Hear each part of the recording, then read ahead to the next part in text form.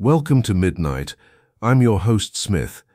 Every story hides a mystery, and every shadow hides a clue.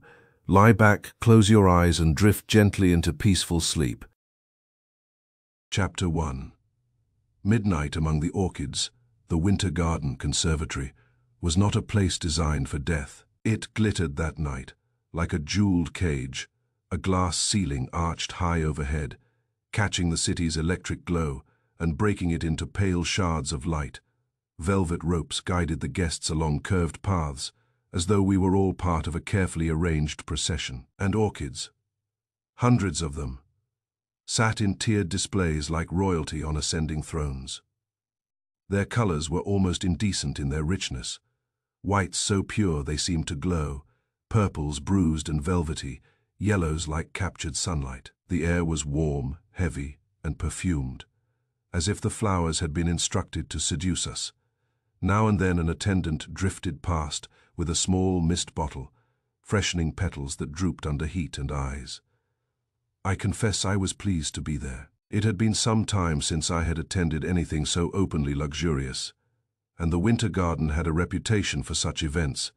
Patrons in evening dress, hired musicians tucked discreetly among palms, champagne carried on silver trays, and always, the sense that one had been admitted to something rare and exclusive. Hercule Poirot did not share my excitement in quite the same way.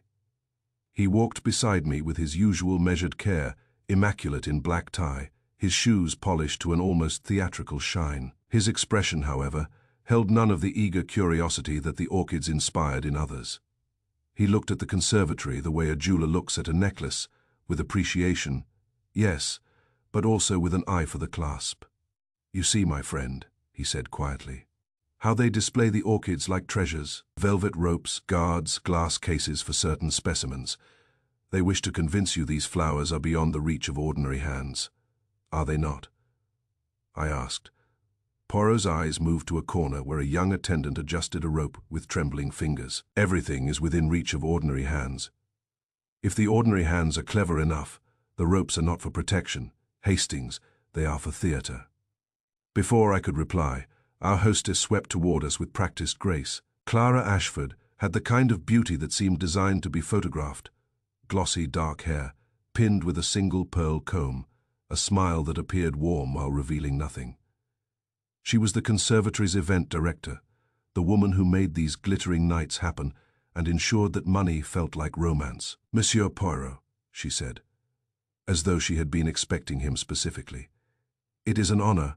I am Clara Ashford." Poirot bowed, not too low, not too high, precisely correct. Her smile flickered, as if she had anticipated more enthusiasm. "We are very proud. Tonight is special. Our patron has outdone himself." She turned her head slightly, and her gaze followed the flow of guests toward the central display. Harold Mercer stood there like a man accustomed to being looked at. He was tall, broad, and silver-haired, wearing a white dinner jacket that made him appear, in the warm glow, almost luminous.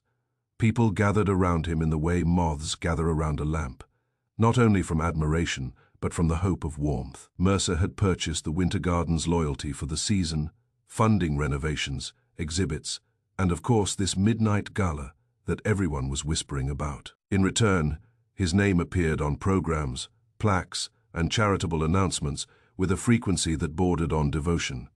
And tonight, he was unveiling the centerpiece. At the far end of the conservatory, in a glass pavilion, guarded by ropes and two discreet security men, sat the rarest flower in the collection, the ghost orchid. It was pale, almost translucent, its petals delicate in a way that made one lean in instinctively, as though loud breathing might offend it. It had an air of fragility that drew attention not through boldness but through secrecy. "A strange name," I murmured. Poirot nodded, eyes fixed on the pavilion. "A strange flower. For a strange evening, ghosts are not invited unless someone wishes to be haunted." Clara Ashford leaned in. "It is on loan," she said softly, "and it is insured for an astonishing sum. Mr. Mercer insisted it be the centerpiece. He has been passionate about it." "Passionate," Poirot repeated, and there was a slight emphasis that made the words sound less romantic and more cautionary. We moved among the guests. I noticed the careful arrangement of the crowd, wealthy patrons in the center, cultural figures orbiting them, staff and security positioned like chess pieces.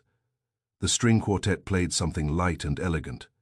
Champagne sparkled in tall flutes. Conversations rose and fell like a polite tide. Poirot, however, was not drinking champagne. He watched.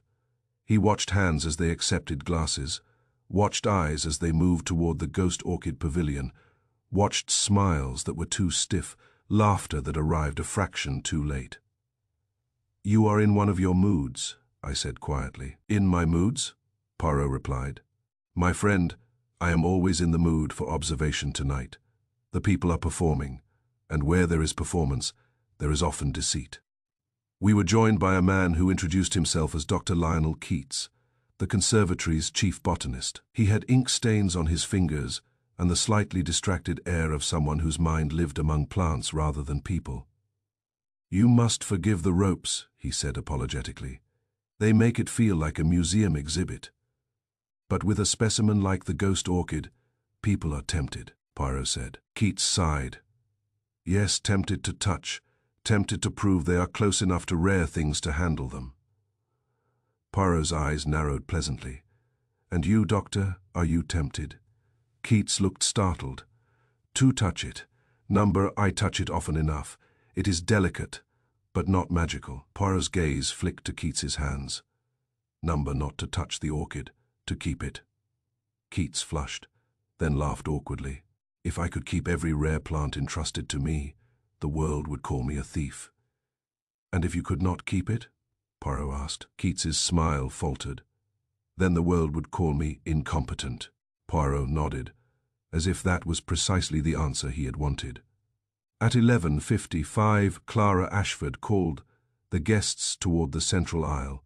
The quartet stopped. A hush spread, assisted by staff who guided people gently into place. The conservatory's lights dimmed slightly, leaving the Ghost Orchid Pavilion softly illuminated like a shrine. Harold Mercer stepped forward, holding a champagne flute. His voice carried easily, trained by boardrooms and fundraisers. "My friends," he began, "we have come tonight to celebrate beauty, beauty preserved, protected, and shared. The Winter Garden Conservatory has always been a place of wonder, but this year it has become something more. It has become a symbol of what we can accomplish when we invest in the rare, the fragile, the extraordinary." Polite applause rose.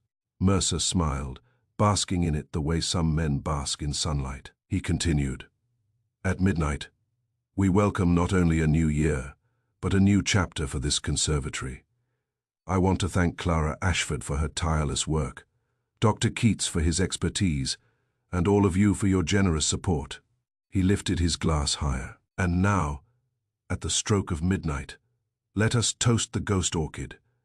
May it remain a reminder that true beauty is worth protecting." The guests raised their glasses. I raised mine too, swept up in the atmosphere. Poirot did not raise his. His eyes were on Mercer's hand, not the glass. Mercer's grip. The way the fingers tightened slightly as he spoke of protection, the faint tremor at the edge of confidence. The clock chimed. Somewhere in the conservatory, a hidden mechanism released a soft cascade of light. Tiny bulbs along the ceiling flickered like stars being born. Midnight arrived. Mercer's lips parted to drink. He took one sip. Then, as the applause began, bright, celebratory, inevitable, Harold Mercer's face changed, not dramatically at first. It was as if the mask of confident patronage slid an inch sideways, revealing something underneath. Surprise, then distress, then a terrible blankness. His hand jerked.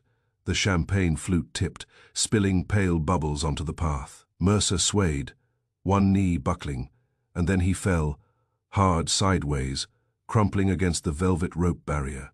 He landed beside the Ghost Orchid Pavilion. The applause died mid-clap, as though someone had cut a string for a heartbeat. No one moved. The conservatory held its breath, then screams erupted. Soft at first, then louder. Guests pressed backward, Staff pushed forward. Clara Ashford's face drained of color so quickly, it was almost shocking. "Doctor!" someone shouted.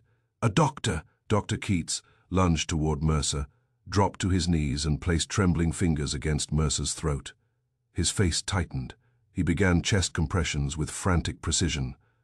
Poirot moved forward, not rushing, but arriving before others had properly understood what had happened. He did not kneel beside Mercer immediately.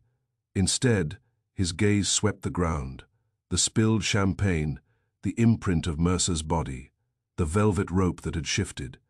Then he looked at the ghost orchid itself, framed behind glass, pale and delicate, watching without eyes.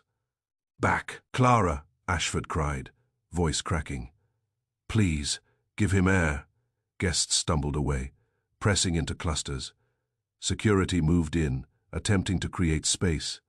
A man with a red tie, one of Mercer's associates perhaps, kept insisting, "He was fine, he was talking." He was fine. Dr. Keats looked up, sweat on his forehead. "Call an ambulance," he barked. "Now." A staff member ran. Poirot knelt then close enough to see Mercer's face. The man's eyes were open but unfocused, his mouth slightly parted. His skin had taken on an odd, waxy pallor. Poirot touched Mercer's wrist lightly, then withdrew his fingers and wiped them discreetly on his handkerchief, as though the sensation offended him. "He is dead," Poirot said quietly. The word struck with more force than any scream. Clara Ashford swayed. The hall's director, an older man in glasses, grabbed her elbow. Guests murmured, a low, shocked sound that seemed to ripple through the orchids themselves. Inspector? No inspector yet. The police had not arrived. The conservatory had, for a moment, become an island with its own disaster. Poirot stood. His eyes moved from Mercer's face to the path beside him. And then I saw what had caught his attention. There, on the neatly swept stone path that curved toward the Ghost Orchid Pavilion, were muddy footprints. Not many. Not a chaotic mess. 2 clear impressions, heel and toe, angled slightly as if someone had stepped from the side path and then retreated. The mud was dark, wet, and fresh enough to shine under the conservatory lights. I stared. But how? We're indoors. Clara Ashford, hearing my words, snapped. "That path was swept 20 minutes ago. I saw it. It was spotless." Poirot's voice remained calm. "And yet there is mud. So either the sweeping did not happen, or the mud arrived after." "It must have been tracked in," someone suggested weakly. "No one has been near him," another guest insisted. "I was watching. We were all watching." Poirot's eyes flicked to the speaker, a woman in a gold dress, whose hands shook slightly around her clutch. "Madam," he said gently, "people who say, 'We were all watching,' usually mean, 'We were all looking.' Looking is not the same as seeing." The woman flushed, offended, then fell silent. Clara Ashford turned sharply to security. "No one leaves," she said, voice suddenly steel. "Seal the doors, close the staff entrance, lock the garden access points." Security hesitated, then obeyed. The conservatory's glass doors were drawn shut and latched. An attendant hurried to the service entrance. A guard took position by the main exit. The winter garden, moments ago a place of champagne and praise, became a locked display case, its guests pinned inside like jeweled insects. Poirot watched the ceiling with mild approval, as though he had expected it. "Madam Ashford," he said, "you acted quickly." She stared at him with widening recognition. "You're Hercule Poirot," he supplied, her lips parted. "Why are you here?" Poirot gave a small shrug. "I was invited to admire orchids. It seems I must now admire human nature instead." Dr. Keats rose unsteadily, his hands smeared faintly where he had tried to revive Mercer. "This is insane," he whispered. "He was healthy. He had a checkup last month. He had." Poirot's gaze sharpened. "A checkup," he repeated. "And did it show anything?" Keats swallowed. "Number nothing. He was proud of his health." Poirot nodded slowly. Proud men often believe their bodies are as obedient as their staff. A commotion near the entrance drew our attention. Two men were arguing, one thin and nervous, the other broad and flushed. The nervous one was Anthony Lark, I recognized with a faint jolt. It was the same meticulous administrator we had encountered at Vauxhall Hall, though here his role seemed different. He wore an event badge and looked as though he wished to vanish into it. The broad man was Martin Graf, again a familiar face, his resentful eyes sharper now, his presence too solid to ignore. "What are you doing here?" I murmured, startled. They were at the concert. Poirot's eyes flicked to them, thoughtful. "Interesting," he said quietly. "Our orchestra's shadows have wandered into the greenhouse." Before I could ask what he meant, Clara Ashford approached Poirot with strained composure. "Monsieur Poirot," she said, "the police are on their way. But until they arrive, please, help us. This is Mr. Mercer was. He was everything to this place." Poirot's gaze drifted again to the ghost orchid pavilion. Then he looked down at the muddy footprints once more. He did not hurry. He did not dramatize. He simply observed, and his observation carried a quiet authority that made panic feel, for a moment, like something that could be managed. "Tell me," Poirot said softly, "who insisted the path was swept?" Clara blinked. "I did. I watched the staff." Poirot's eyes moved past her to the nearest attendant, a young woman holding a broom like a shield. The woman's face was pale, her eyes wide. Poirot spoke gently. "And you, miss, did you sweep this path?" The attendant swallowed. "Yes, sir, I did." Poirot nodded. "And did you sweep it all the way to the ghost orchid pavilion?" "Yes, sir." "And did you sweep it alone?" The attendant hesitated, her gaze flicking to Clara Ashford, then away. "No, sir. Mr. Mercer insisted on inspecting the display. He came with me." Clara stiffened. "He didn't tell me that." The attendant's voice shook. "He told me not to make a fuss." Poirot's eyes narrowed slightly. "So the patron came to this place shortly before midnight. He walked this path." "Yes," the attendant whispered. Poirot looked again at the footprints. They were not the marks of a man walking steadily. They were the marks of someone stepping in from the side, approaching, pausing, then retreating. Poirot's voice was very quiet now. "Then these footprints are not Mr. Mercer's." Silence fell again, heavier than before. Clara Ashford's face tightened, but no one was near him. Poirot turned his head slightly, watching the guests clustered under palms and orchids, all of them suddenly very conscious of their own shoes. "Madam," he said, "you have many orchids here, many rare specimens, each displayed with care. But the rarest thing in this room tonight is not a flower." "What is it?" Clara asked, her voice barely more than breath. Poirot's eyes moved from Mercer's body to the ghost orchid, and then to the muddy prints that defied a freshly swept path. "The truth," he said, "and it has already begun to leave tracks." At that moment, a siren wailed faintly in the distance, drawing closer. An ugly sound against the conservatory's perfumed air. And as the guests shifted, anxious and trapped, Poirot remained perfectly still, studying petals and people alike, as though the orchids themselves might be prepared, if one only knew how to listen, to testify. Chapter 2. A greenhouse that was empty. The police arrived with an air of brisk disbelief, as though they resented being summoned to a place so carefully curated for romance and philanthropy. Their boots sounded wrong on the conservatory's stone paths, their radios and clipped questions jarred against the soft perfume of orchids. Yet the Winter Garden Conservatory, for all its glitter, had become something practical and ugly in an instant.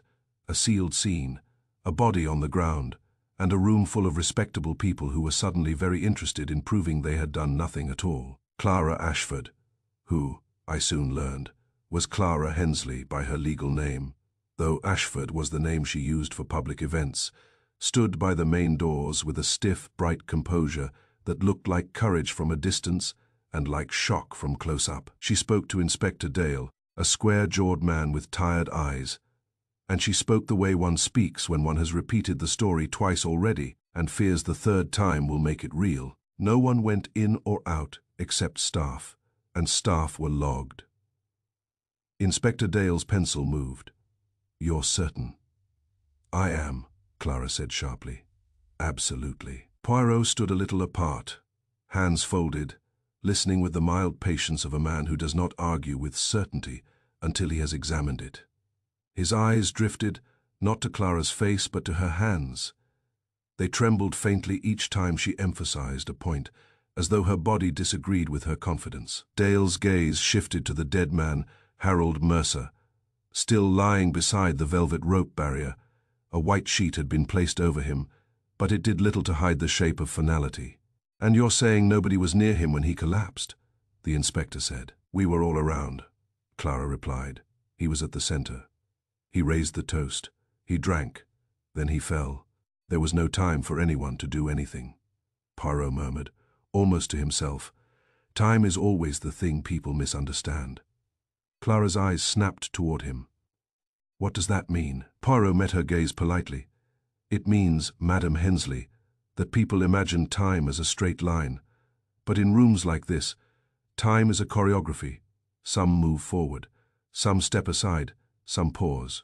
The opportunity lives in the pause." Inspector Dale glanced at Poirot with a mixture of skepticism and reluctant respect. Poirot's reputation, even here, had traveled ahead of him like a calling card. "You've seen the footprints," Dale said. "I have," Poirot replied. "And you think they matter?" "I think," Poirot said gently, "that they are the first honest thing anyone has shown us tonight." Dale frowned. "Honest? They could be an accident. Someone tracked in mud earlier." Clara's voice rose. "Impossible. The path was swept. I saw it myself." Poirot did not argue. He gestured slightly toward the orchid wing. "May we walk there?" Dale hesitated, then nodded to a constable. "Keep the crowd back. No one moves." As we left the central display area, I became more keenly aware of the conservatory's strange dual nature. For the guests, it had been a glittering spectacle. Orchids like jewels, glass like crystal, velvet ropes and soft music. For the staff, it was a working environment, full of routines, keys, carts, watering schedules, cleaning rotations, security patrols. And for Poirot, I suspected, it was something else entirely, a set of systems, human and mechanical, through which a person could move, unseen if they knew how to read them. The corridor to the orchid wing was narrower than the main hall, lined with tall ferns and broad, leafed plants that created pockets of shadow. A heat vent hummed softly behind a decorative grill. The air here smelled less of champagne and more of damp soil. Security stood at the entrance, a man in a dark suit with an earpiece, his face pale with the knowledge that "watched and locked" had just become a questionable phrase. Poirot paused at the threshold and looked down. The stone path continued ahead, curving between displays, and there, faint but visible, were the muddy footprints again. I leaned closer, heart beating faster than I cared to admit. Under the corridor's warm lights, the prints looked darker, more deliberate. Poirot crouched with a care that suggested respect for the smallest evidence. He did not touch the mud. He studied it. Then he said, softly, "They begin here." Clara Hensley, who had followed us, stiffened. "Begin here? That's nonsense. If someone tracked mud in, it would come from outside." Poirot nodded politely.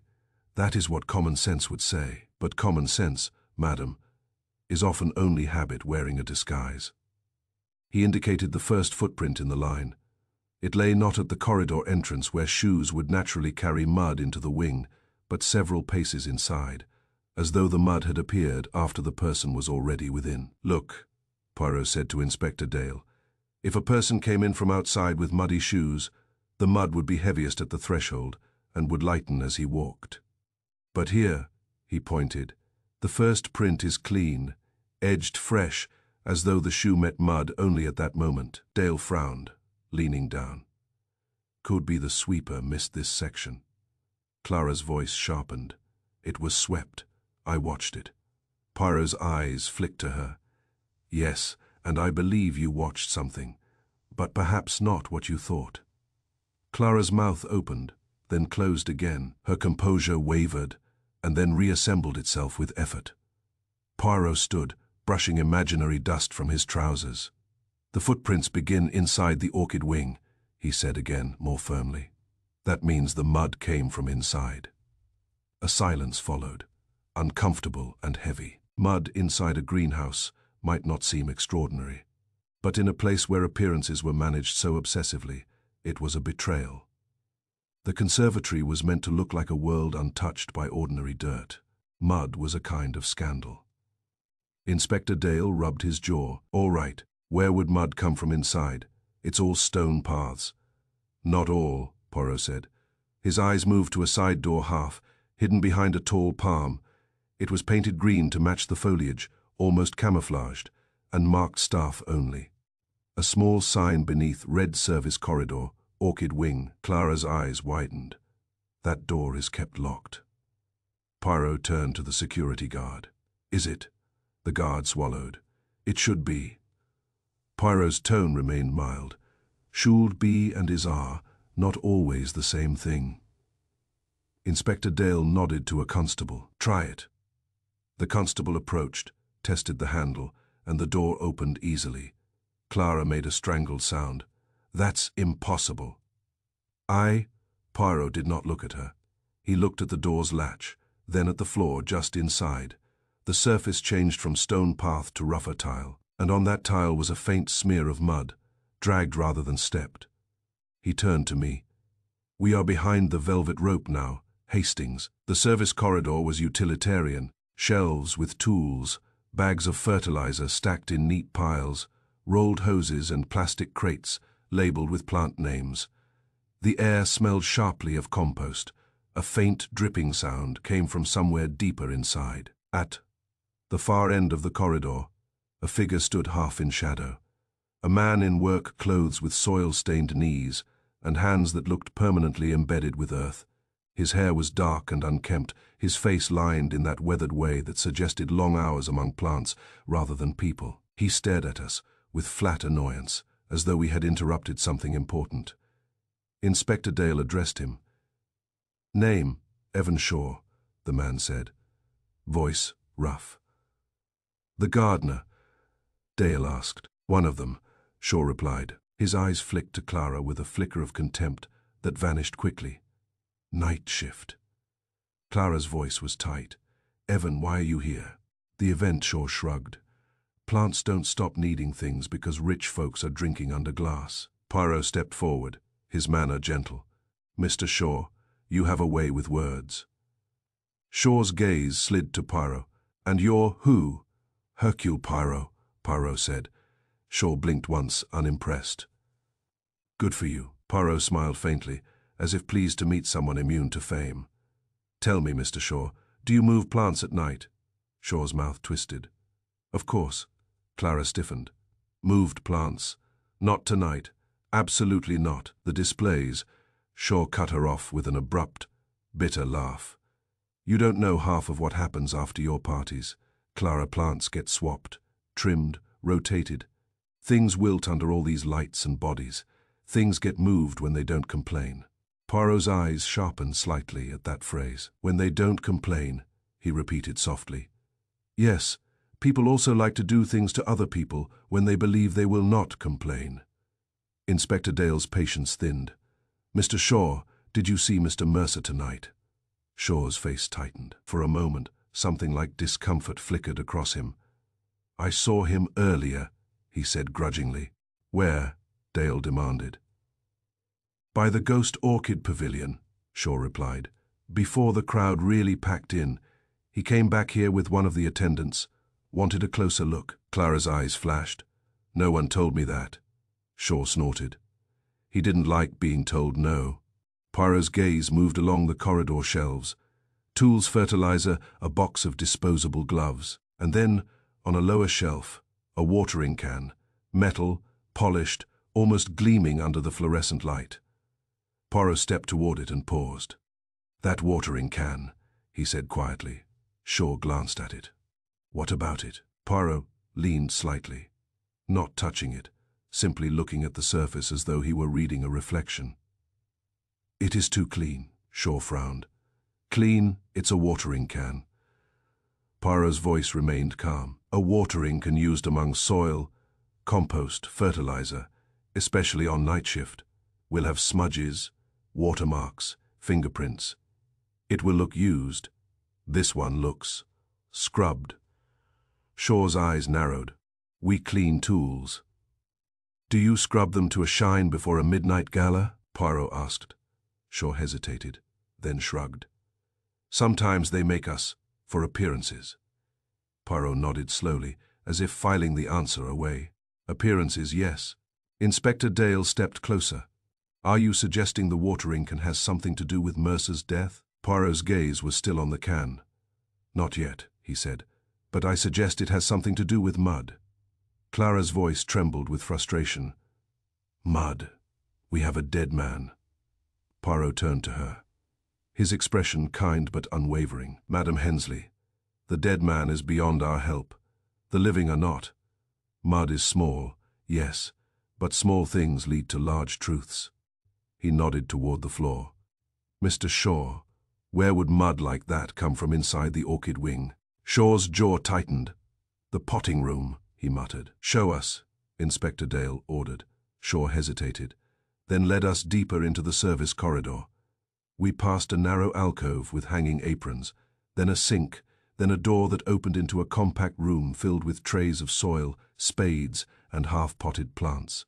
The floor here was not stone, it was rough and stained, and in the corner was a shallow trough of dark, wet mud used to keep certain orchids humid, and on the floor, unmistakable now, were more footprints, overlapping, smudged and recent. Poirot's eyes moved over them like a man reading a map.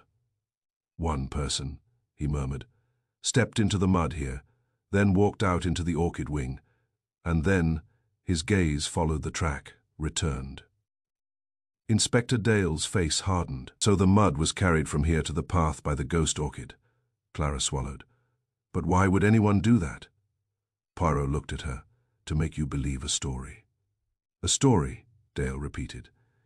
Yes, Poirot said.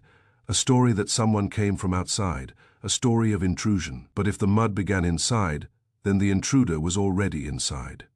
Dale's pencil tapped once against his notebook.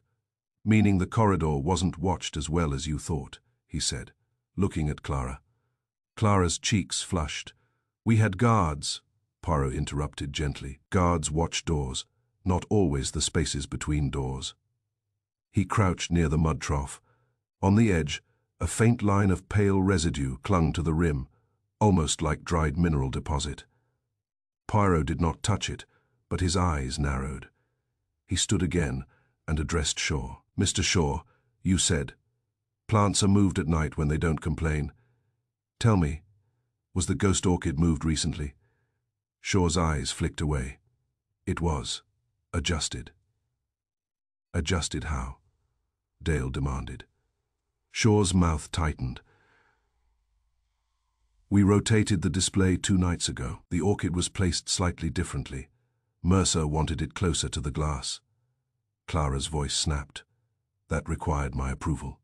Shaw gave her a flat look. You were at a donor dinner. Clara Mercer gave the instruction. Keats didn't argue. Poirot's gaze shifted at the mention of Dr. Keats, who stood at the doorway, pale and silent, as though the potting room's earthy reality offended him. Poirot spoke softly. So Mercer had access. He gave instructions. He moved among these back corridors.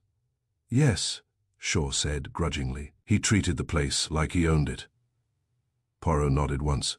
And a man who believes he owns a place rarely imagines it can harm him. Inspector Dale exhaled sharply. All right. We have an internal route, unlocked, and a staging point for muddy shoes. But we still have the main question. How did Mercer die? Poison? Heart attack. What did the doctor say? Keats's voice was tight. He collapsed immediately after drinking. That suggests, he swallowed, a fast, acting poison perhaps, or something in the champagne.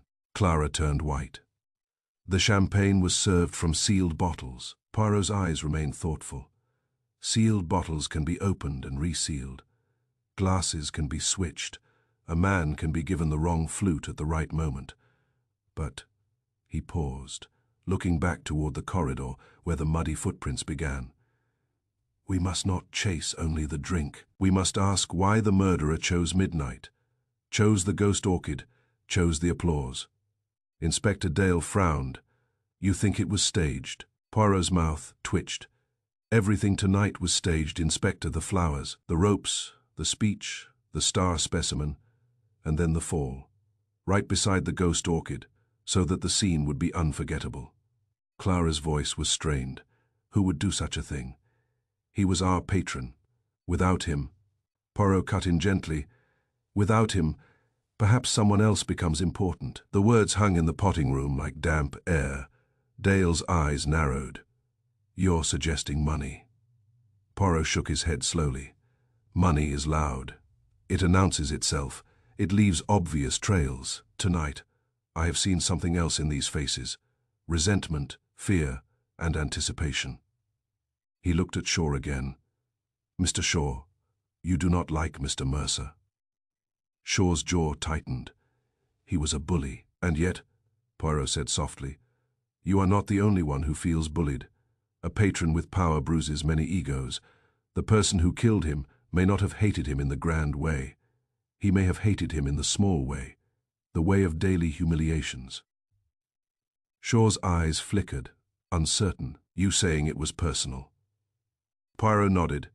Yes, personal crimes often dress themselves in public theatre. Inspector Dale's radio crackled. A constable's voice reported something found near the central path, a discarded pair of overshoes, damp with mud, hidden behind a display crate. Dale's face hardened. Overshoes, he muttered. So someone put them on in the potting room, walked out, made the prints, then ditched them. Clara stared, horror and disbelief mixing, but the corridor was watched. Poirot looked at her kindly. Madam, you watched the corridor. You believed mattered. The murderer watched your attention. He turned, beginning to walk back toward the orchid wing. Come, he said to me. We must return to the ghost orchid. The murderer placed the body there for a reason. Flowers, like people, are arranged with intention. As we moved, I glanced back at the watering can, still gleaming on its shelf, too clean, too deliberate. It seemed suddenly less like a tool and more like a prop left on stage. Poirot's gaze, I noticed, lingered on it one last time. Then, he said quietly, almost as if speaking to himself, a room with fresh mud does not produce a spotless can unless someone has washed away more than dirt. And in that sentence, I heard what unsettled me most, the feeling that the conservatory had not merely witnessed a murder. It had been used, its corridors, its routines, its beauty like an instrument, and the person playing it knew exactly which doors people would watch and which they would forget existed. Chapter 3. The poison that wore perfume, the conservatory's perfume, once merely extravagant, became oppressive after death arrived. It clung to hair and clothing, seeped into the throat, and mixed unpleasantly with the sharper odors of panic, sweat, spilled champagne, damp earth. Guests stood in uneasy clusters beneath palms, their faces pale in the glasshouse light, speaking in careful murmurs as though volume itself might attract suspicion. Dr. Lionel Keats had insisted on examining Harold Mercer again, not out of hope, there was none, but out of grim duty. He knelt beside the sheeted body, his hands unsteady, and murmured to Inspector Dale about pupils, pulse, and the rapidity of collapse. It's poison, Keats said at last, voice tight. It fits too neatly, too immediate after the sip. The heart can fail, yes, but the timing is engineered. Inspector Dale's pencil paused. You're certain? As certain as I can be without a laboratory, Keats replied. He drank, and within seconds his body betrayed him. That's not excitement, that's intervention. A tremor passed through the nearest guests. Someone whispered, but we were all watching. And someone else answered, clearly not. Poirot listened without moving, his gaze drifting not to the doctor's hands but to the spilled champagne on the path. A staff member had begun to blot it with a cloth, and Poirot stopped him with a small gesture. Do not, he said quietly. The staff member froze. Mid-blot, Inspector Dale scowled.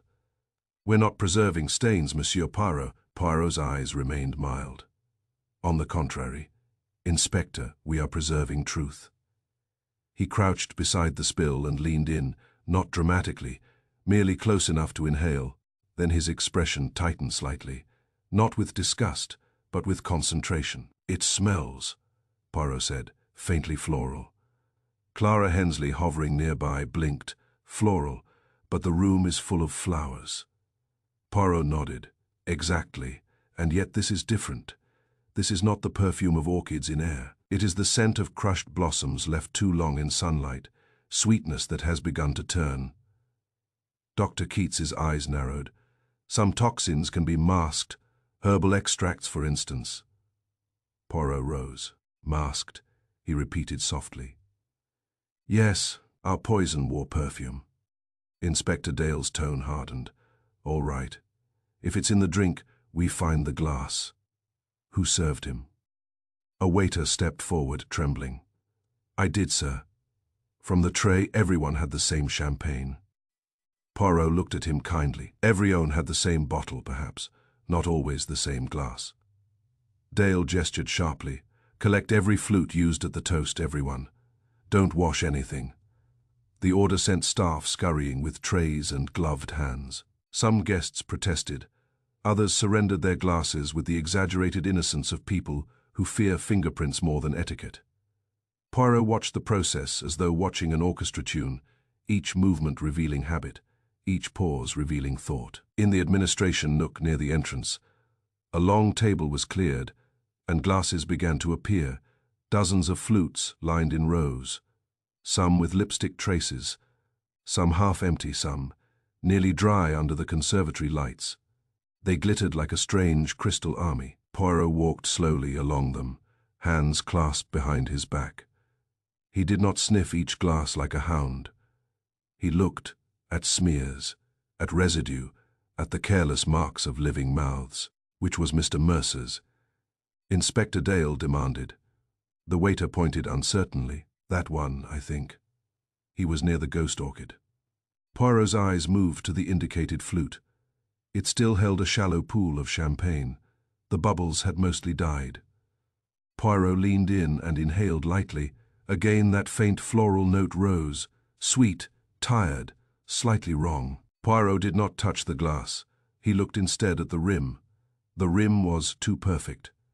Most of the flutes showed evidence of use, a faint crescent where lips had pressed, a dulling where fingers had held, a smear of moisture where someone had lifted and set it down. But this flute's rim looked as though someone had wiped it carefully after it had been used. Carefully enough to remove the obvious, but not carefully enough to remove the truth. Poirot's eyes narrowed. He pointed with his fingertip, stopping short of contact. Inspector, he said softly. Look. Dale leaned in. What am I looking at? The wipe, Poirot replied. See how the moisture on the rim is uneven, not the natural print of lips. Something broader dragged, as if a cloth passed once around. Dr. Keats frowned. People wipe glasses all the time. Not at a midnight toast in a crowded room, Poirot said. Not unless they fear what the rim carries. Inspector Dale straightened. You think the poison was applied to the rim? Poirot's gaze remained on the flute, or to the inner edge, where the first sip touches. A swift poison does not need much. A smear, a drop, and if the killer used gloves or a cloth, he might then wipe the rim to remove his own trace, forgetting that too much cleanliness is itself a mark. Clara's voice trembled. Who would do that? He picked up the glass himself. I saw him. Poirot looked at her. Did you see him pick it up, or did you see him lift a glass?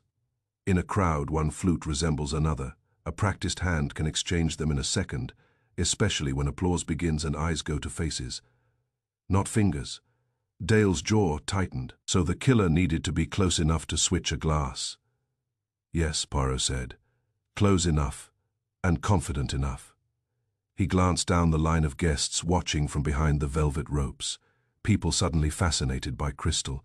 Some stared at the floor, some stared too hard at the table, as if eager to appear helpful. One woman dabbed her lips repeatedly with a napkin, though she had long finished drinking. Poirot's voice, was very quiet now. Mercer's collapse was meant to look like excitement. Too much emotion, a weak heart overwhelmed by celebration. That is why it was done at midnight. Amid applause, the drama would disguise the mechanism. Inspector Dale nodded slowly. A staged death. Poirot's mouth twitched without humor. Yes, but the staging has flaws. He gestured toward the suspect flute again. A killer who thinks of everything sometimes forgets one thing, that cleanliness can shout, dirt is expected in the world, but a carefully wiped rim in a room full of careless celebration. This is not ordinary. Poirot looked up, eyes moving from glass to faces as if the orchids themselves had taught him how to study delicate things. Cleanliness, he said softly, is sometimes the loudest stain. Chapter 4. The locked path and the moving shadow. Inspector Dale's men had cordoned off the orchid wing with the kind of brisk authority that makes ordinary places feel suddenly criminal. Velvet ropes became barriers. The glittering paths became routes. The guests, so recently certain of their own importance, were shepherded into a lounge area and watched like schoolchildren who had misbehaved in church. Clara Hensley walked with her chin high and her shoulders rigid, speaking too quickly whenever silence threatened to swallow her composure. She insisted, again, that the corridor door had remained closed, that security had watched it, that no one had passed. Poirot listened with the patience of a man letting a tune repeat until the wrong note reveals itself. "Madam," he said at last, "when you say the door never opened, you mean no one saw it open." Clara's eyes flashed. "Our guard was right there." Poirot turned to the guard, an anxious man whose earpiece seemed to hum with the desperate need to be believed. "You stood here all evening?" Poirot asked. "Yes, sir." "You did not leave?" "No, sir." "You did not speak to anyone?" The guard hesitated. "Only briefly, sir. Guests asked where the restrooms were, and there was a moment when—" "A moment," Poirot repeated softly. The guard swallowed. "When the lights dimmed for midnight." Everyone turned toward Mr. Mercer. Poirot nodded. "Yes, midnight is a very useful moment." Inspector Dale exhaled sharply. "We've heard enough about moments. If that door opened, someone would have noticed." Poirot's eyes remained mild. "Perhaps. But a door need not open wide to admit a person. Sometimes it opens only as much as the truth does." He moved to the door itself, the staff, only access that led from the public corridor into the service passage. It was painted the same green as the surrounding foliage, a deliberate camouflage. A simple latch held it shut. Nothing theatrical, nothing dramatic, merely practical. Poirot crouched and examined the latch plate and the edge of the door frame. "There," he said quietly. Dale stepped closer. "What is it?" Poirot pointed to a faint scuff mark on the metal, fresh, bright against the duller worn surface. It was not a gouge from a tool. It looked like the hurried strike of metal against metal, as if the latch had been thrown back into place too quickly. "The latch was closed in haste," Poirot said. Clara frowned. "Or it was closed normally. It's a door." Poirot shook his head. Normally the latch settles. It does not bite. This mark is the little bruise left by impatience." Inspector Dale's mouth tightened, meaning someone opened it and then slammed it shut.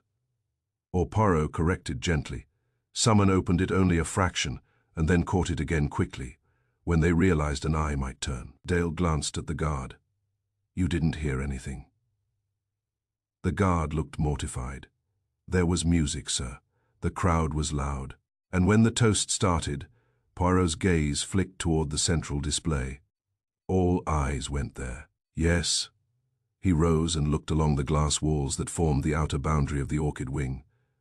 The conservatory's architecture was designed for spectacle, glass panes framed by thin metal, allowing guests to feel enclosed by beauty while still seeing the city beyond like an expensive backdrop. Poirot walked slowly beside the glass, his head slightly tilted, as though he were listening. "Hastings," he said to me, "tell me what you see." I stared at the glass. Orchids, reflections, my own face looking foolish. Poirot's mouth twitched. "Yes, yes, but look more carefully at the reflections." As I watched, I began to understand what he meant. The glass did not merely show what was outside. It mirrored what was inside. Doubling movement, making every guest appear to exist in two places at once. And along one pane, near the curve where the orchid wing bent toward the ghost orchid pavilion, I saw something faint, a thin, smeared line at about knee height, barely visible unless the light hit it just so. Poirot stopped exactly at that spot. "This is what I wished you to see," he said softly. Inspector Dale leaned in. "A smear, a reflection line," Poirot replied. "Not from a hand, not from a shoulder, too low, too narrow." Clara frowned. Poirot's eyes narrowed with that calm concentration I had come to associate with his finest deductions. "A lantern," he said, held low.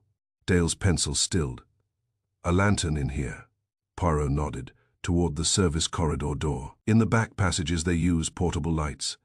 A person walking with a lantern held high would cast a moving silhouette against the glass, very visible to anyone inside. But a person who knows the glass will betray him holds the lantern low, close to the floor, so the light remains beneath the line of sight, and the body blends into shadows among the plants."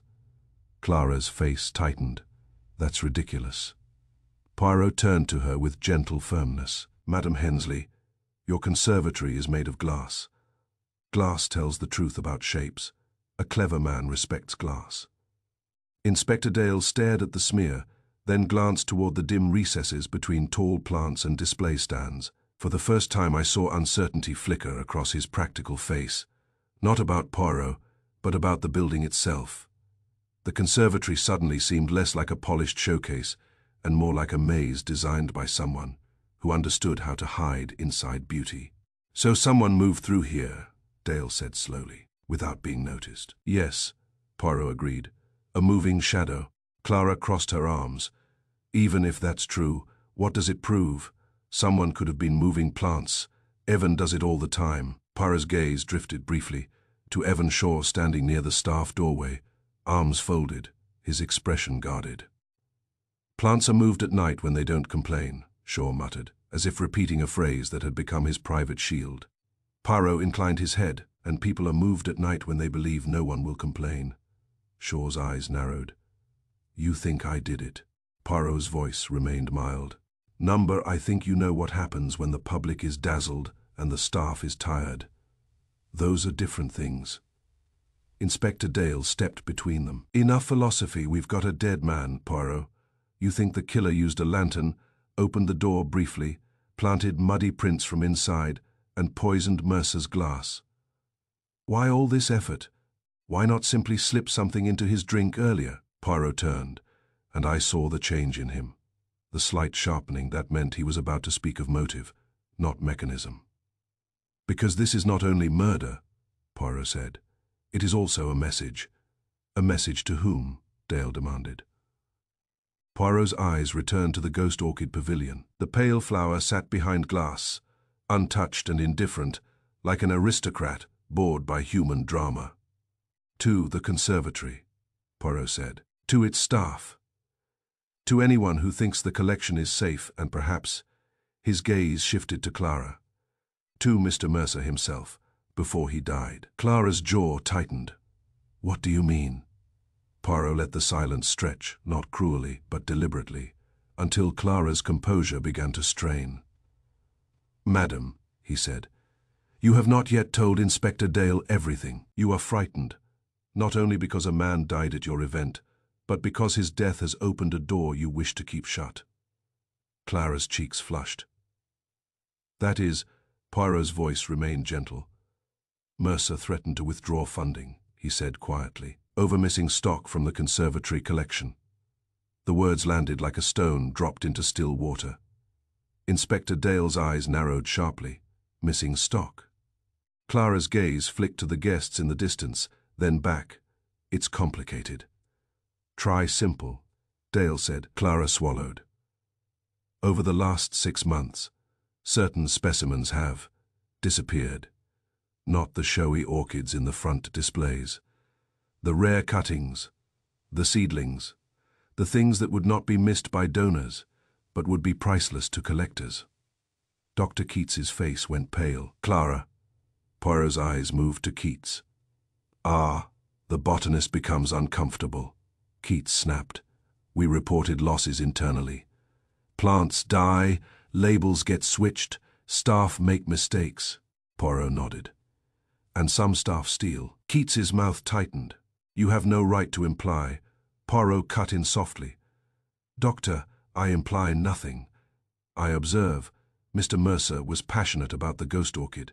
Yes, but perhaps he was more passionate about the integrity of the collection he funded." Clara's voice was strained now, as if forcing each word through a narrow gate. "He accused us," he said. "Someone was selling plants on the side. He said he would bring in auditors. He said he would go public." Inspector Dale's gaze hardened. "And you didn't tell me this from the start?" Clara's eyes flashed with desperation.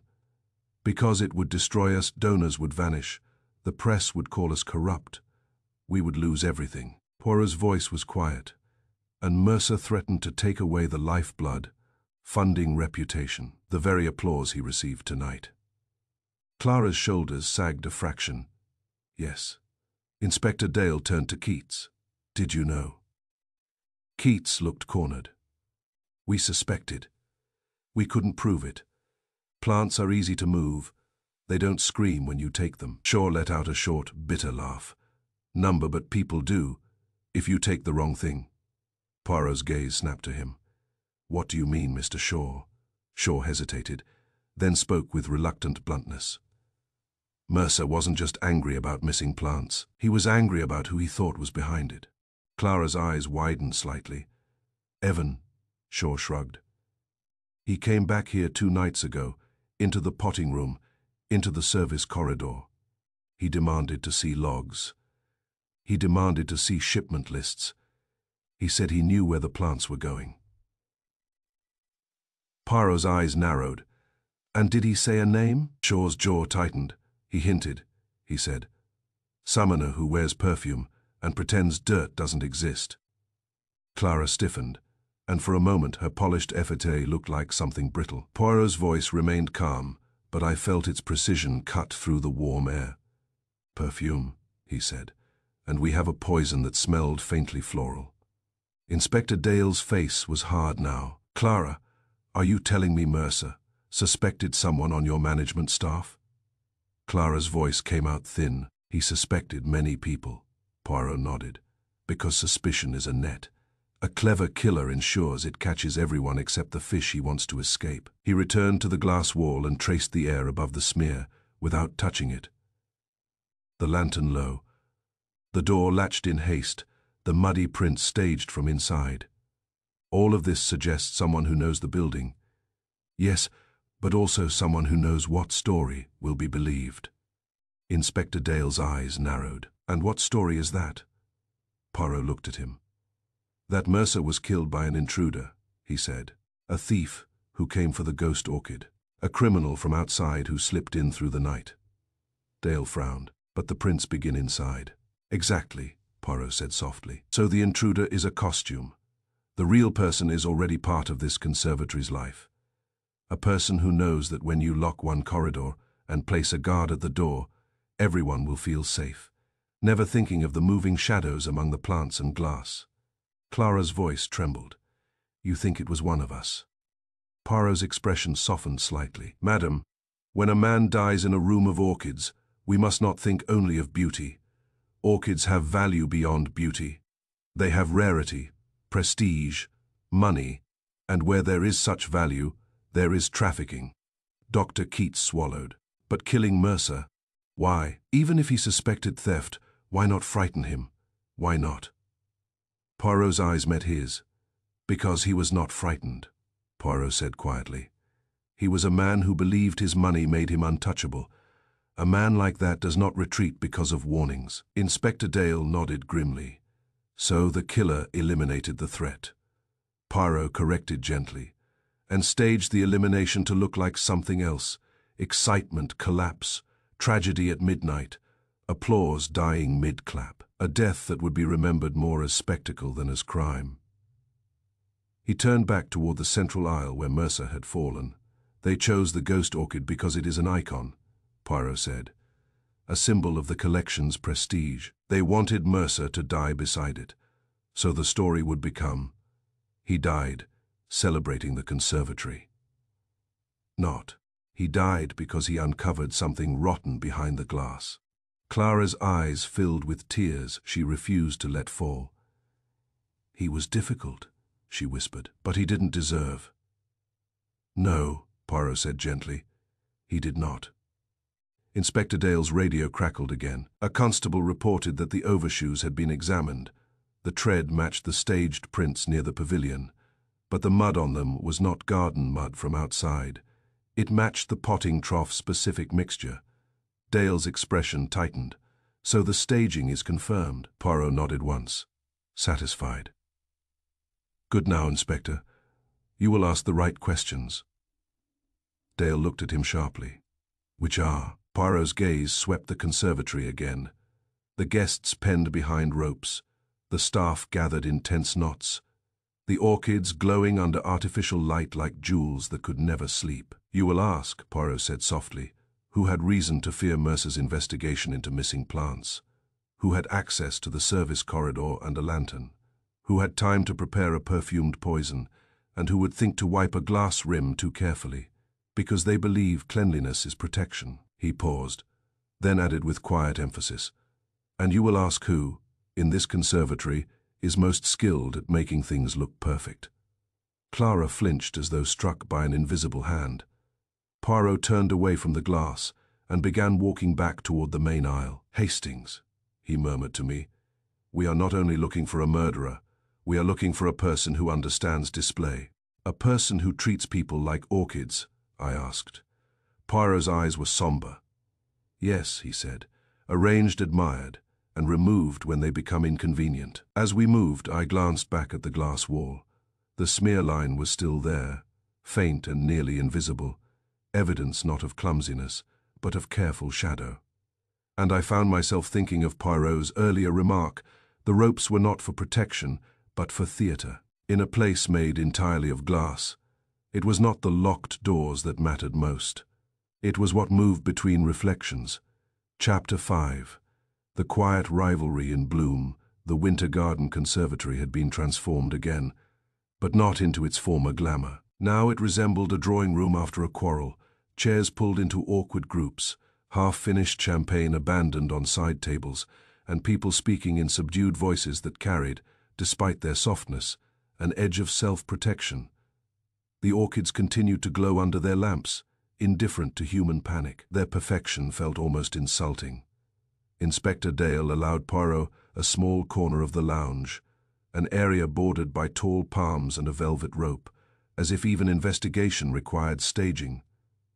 Poirot sat as though he were waiting for a concert to begin, hands folded, eyes attentive. One by one, the most significant guests were brought to him. It was, I realized, Poirot's preferred method: let the room keep its rhythm, and then listen for the false note.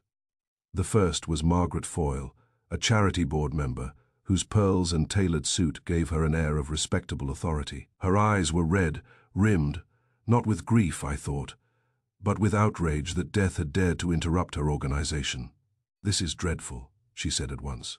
Absolutely dreadful. Harold was. Difficult. Yes, but he was essential. Madam, tell me, essential to whom? Margaret's smile tightened. To the conservatory, to our fundraising, to the orchids themselves, if you like poetry. Poirot's expression remained mild. I like accuracy more than poetry. She flinched slightly, then recovered. He made generous gifts. He also asked inconvenient questions. Inconvenient, Poirot repeated gently. Margaret clasped her hands. He believed he had purchased the right to supervise. He accused staff of mismanagement. He hinted at theft. He threatened auditors. It was destabilizing. Poirot's eyes narrowed slightly. And if he exposed private dealings? Margaret's jaw tightened.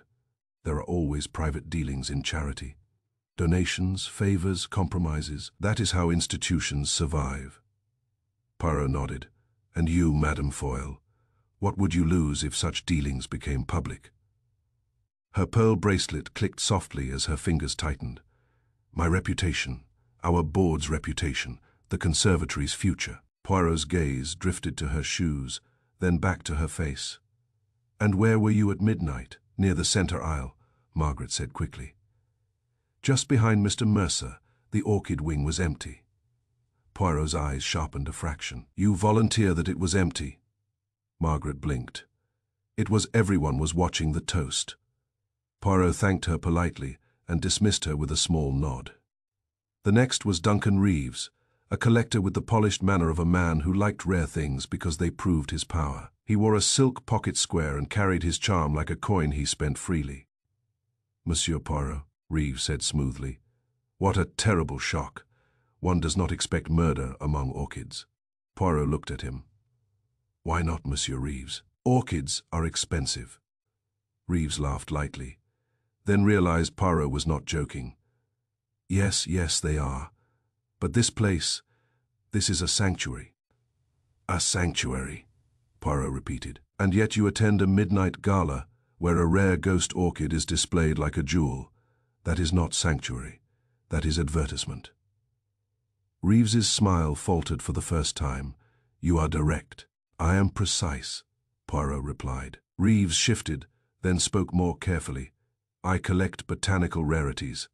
I donate. I support institutions. I do not steal.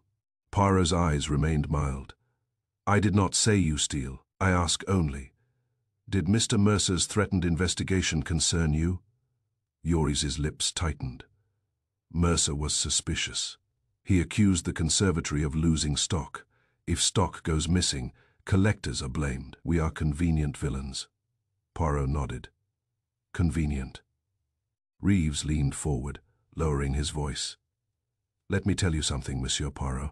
There is an underground market for rare orchids. Cuttings can be sold quietly. Seedlings vanish, it happens. But he tapped his chest with 2 fingers. I do not traffic in stolen goods. Poirot watched him calmly. And at midnight, where were you? Reeves's answer came smoothly as if practiced, near the ghost orchid pavilion, but not too close. Security was strict, the orchid wing was empty. Again the same phrase, the same certainty, offered without invitation. Poirot's face remained polite, but I saw the little stillness that meant his mind had tightened around a detail. The third was Leo Grant, Mercer's assistant. He was younger than the others, perhaps in his early 30s, with a clean-cut appearance that attempted competence while hiding anxiety. His tie was slightly askew, as if his hands had not stopped trembling long enough to fix it. Grant sat down and immediately looked as though he wished he had not. I don't know why I'm here, he said. Mr. Mercer is dead. I'm just the assistant. Poirot's voice was gentle. Assistants know everything, Mr. Grant, especially what their employer believes is secret. Grant swallowed. Harold, Mr. Mercer, was furious lately. He thought the conservatory was lying to him. And you? Poirot asked. Grant hesitated. He ordered me to gather information. Shipment logs, staff schedules. He wanted names. He wanted proof. Poirot's eyes narrowed. Did you find it? Grant's throat bobbed. Not exactly. But I found patterns. Tell me, Poirot said softly. Grant glanced toward Inspector Dale, then back. There were unusual late night movements in the service corridors, tools signed out, lanterns missing from the shelf, extra potting supplies used, and certain board members. He stopped abruptly, as though he had stepped too near a cliff. Poirot's voice remained calm. Certain board members, Mr. Grant. Grant's face went pale. He said he would confront them tonight, after the toast. He said, midnight is when masks slip. Poirot leaned in slightly. And at midnight, where were you? Grant's answer came too quickly. With him, I was near him. The orchid wing was empty. Poirot's eyes met mine for a fraction of a second. I understood. The phrase had become a shield. A line repeated because it sounded safe. Poirot turned back to Grant. Mr. Grant, he said softly, you have said 3 things very quickly. That you were with him, that the wing was empty, and that you do not know why you are here. Grant swallowed. Because it's true. Poirot smiled faintly. It may be, But truth does not usually arrive in identical sentences from different mouths. Grant blinked. What?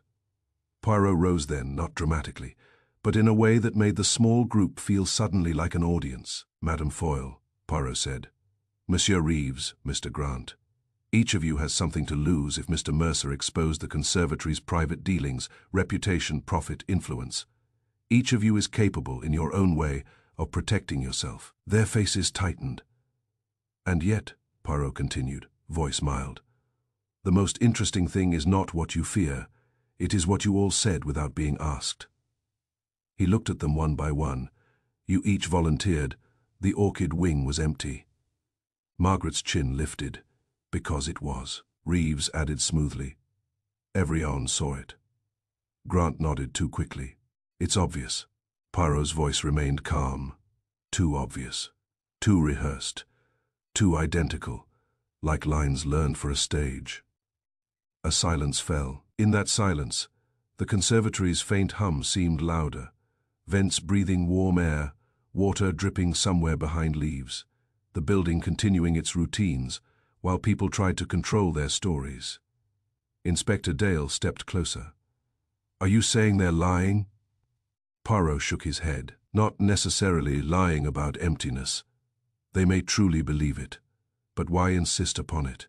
Because emptiness supports a particular story, that no one could have approached Mr. Mercer, that the murder must have come from outside, that the conservatory's inner circle is clean.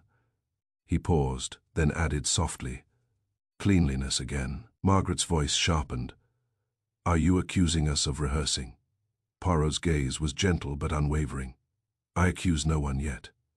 I only observe that your words are too aligned. People who witnessed a shock describe different details, the sound, the color, the panic. But you three different people, offered the same reassurance first. That suggests someone has spoken of this already. Someone has planted the phrase in your minds like a flower in a display. Reeves's smile thinned. That is absurd. Poirot nodded politely. Absurd things are often true in a room built of glass. Grant's hands trembled. I didn't rehearse anything. Everyone's been saying it. Poirot's eyes sharpened. Everyone. Yes, and who began saying it, Mr. Grant? Grant opened his mouth, then stopped. His gaze flicked toward Clara Hensley across the lounge, where she stood speaking anxiously to a constable. Poirot followed his glance, but did not look accusatory. He looked thoughtful. I see, Poirot murmured. The phrase is not your invention. It is the conservatory's comfort. Inspector Dale's face hardened. All right, enough, Reeves, Foyle, Grant. You're not going anywhere, Poirot. If that line is staged, what do we do with it? Poirot sat down again, as composed as ever. We treat it as we treat a stage direction, he said softly. We ask, who benefits from the audience believing the orchid wing was empty? He looked out toward the orchids, their petals luminous and still.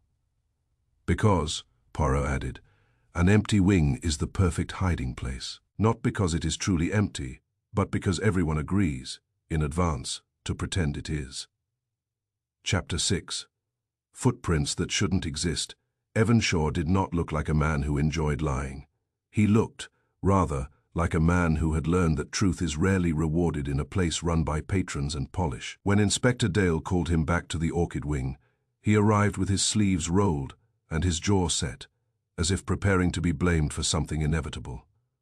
Poirot pointed to the muddy impressions on the stone path. Mr. Shaw, he said quietly, this mud is not from outside. Tell the inspector why. Shaw's eyes flicked to Clara Hensley, then away. Because it's not garden mud, he muttered. Outside you've got grit, little stones, leaf bits. This is smoother, sticky mixed. Inspector Dale frowned. Mixed with what? Shaw sighed, defeated by the question. A potting blend, the old mix we keep in the back shed. Dark loam with crushed bark and a binder to hold moisture for orchids. Its stains different. Poirot nodded, as though hearing a familiar melody. So the footprints were made with the conservatory's own soil. Dale's face hardened. Meaning no outsider tracked it in. Meaning, Poirot corrected gently, that if there was an outsider, He wore a costume made by an insider. He turned to Shaw.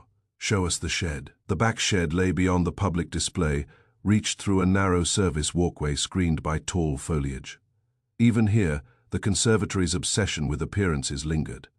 The path was swept, the hoses coiled neatly, the bins labeled. Yet the shed itself was plain timber and corrugated roof, a humble structure pretending not to exist beside the glass grandeur.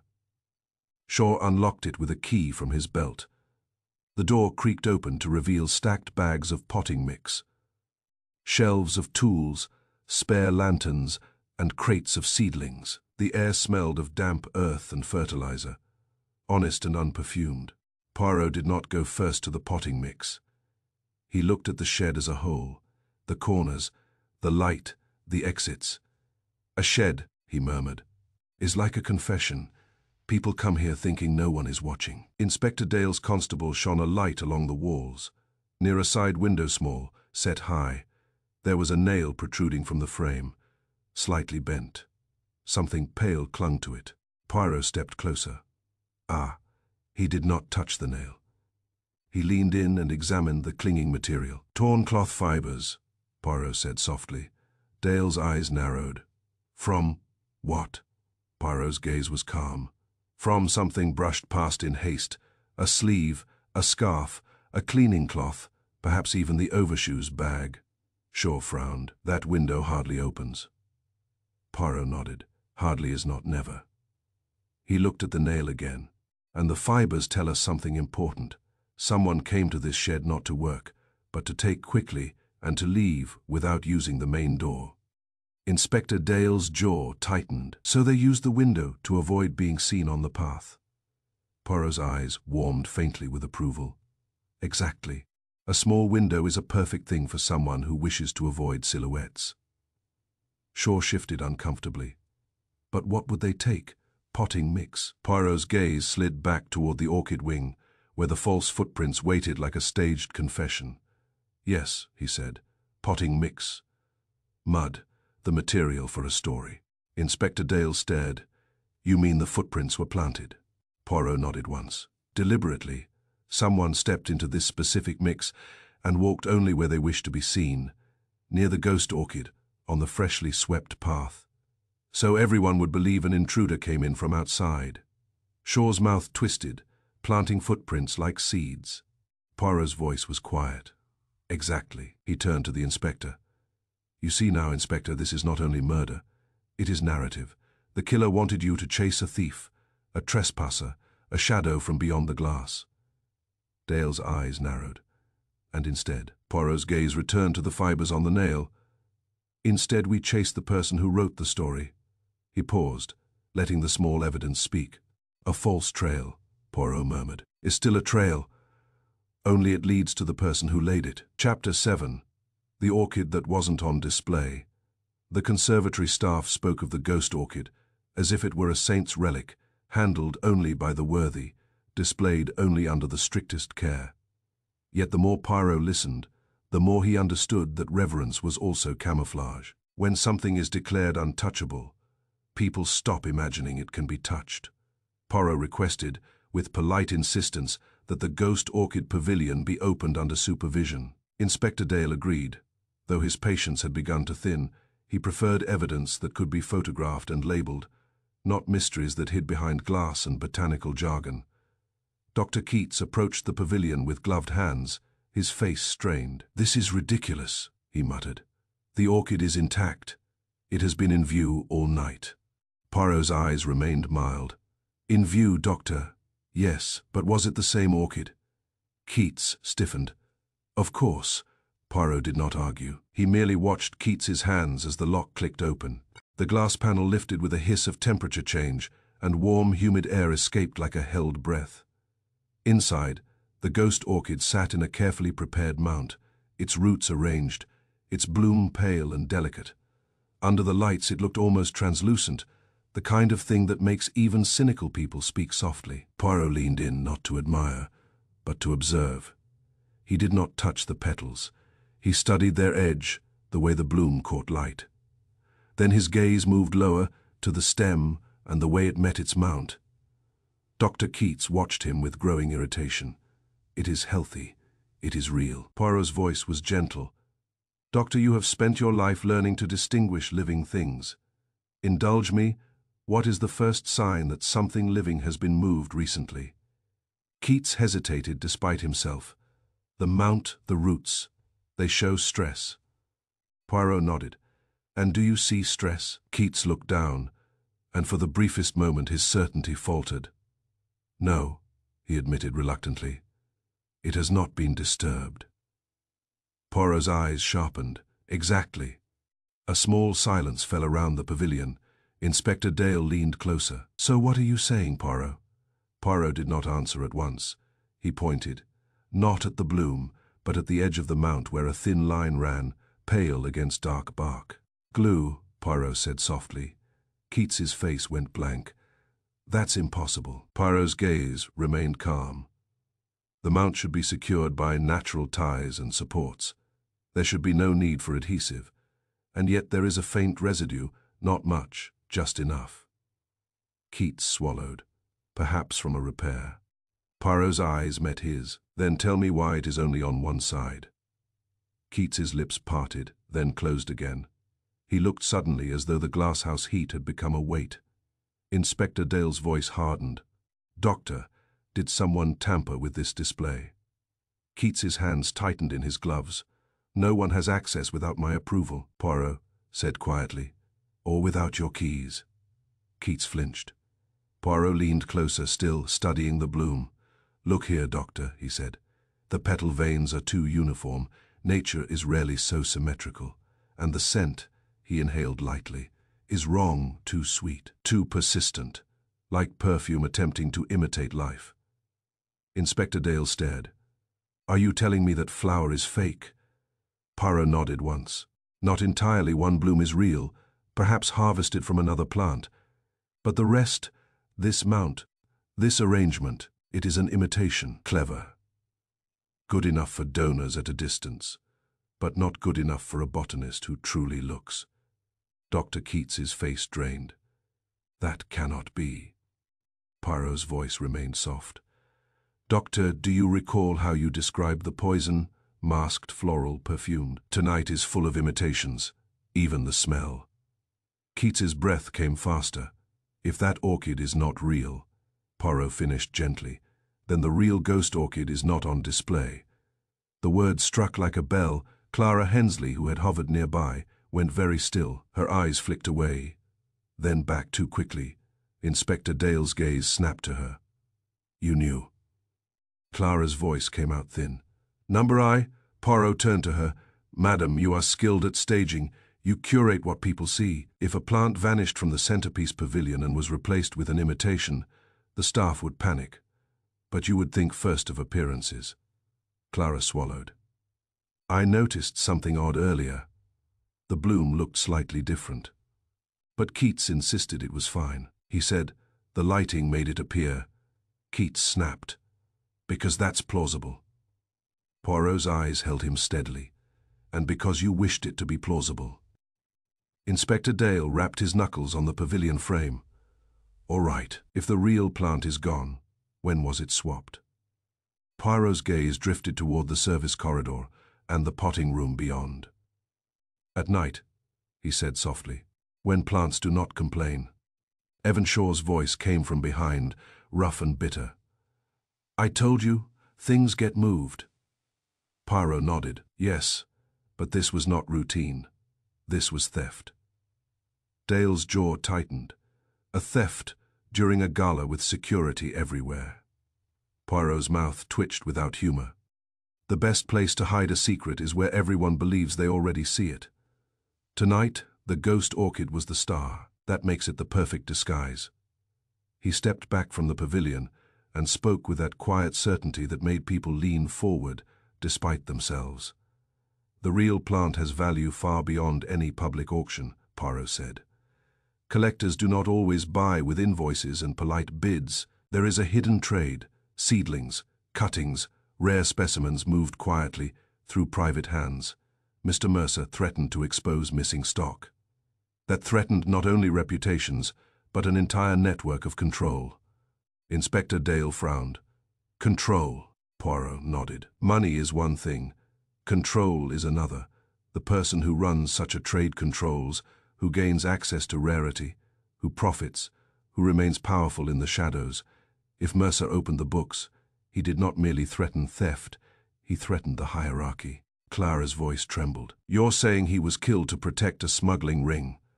Poirot corrected gently. To protect the person who believes the ring belongs to them. He turned his gaze to the guests still trapped in the lounge. Their faces were pale now, their polished manners fraying at the edges. Duncan Reeves stood among them, too composed. Margaret Foyle watched with tight eyes, as if calculating consequences.